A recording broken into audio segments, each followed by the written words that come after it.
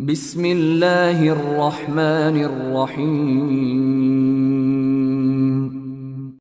আলা তুকাতিলুনা কওমান নাকাসু আইমানাহুম ওয়া হাম্মু বিইখরাজির রাসূলি ওয়া হুম বাদাউকুম আউওয়ালা মাররাহ আতাখশাউনাহুম فالله أحق أن تخشوه إن كنتم مؤمنين।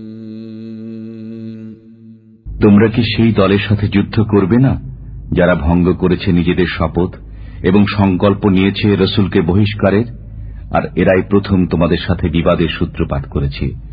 তোমরা কি তাদের ভয় করো, অথচ তোমাদের ভয়ের অধিকতর যোগ্য হলেন আল্লাহ, যদি তোমরা মুমিন হও।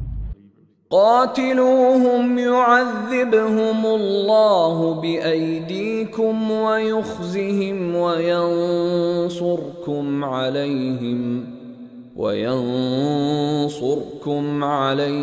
ويشف صدور قوم مؤمنين।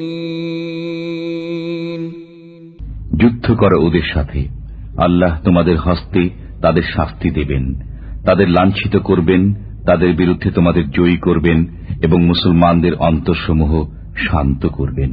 ويذهب غيظ قلوبهم ويتوب الله على من يشاء والله عليم حكيم। এবং তাদের মনের ক্ষোভ দূর করবেন, আর আল্লাহ যার প্রতি ইচ্ছা ক্ষমাশীল হবেন। আল্লাহ সর্বজ্ঞ, প্রজ্ঞাময়।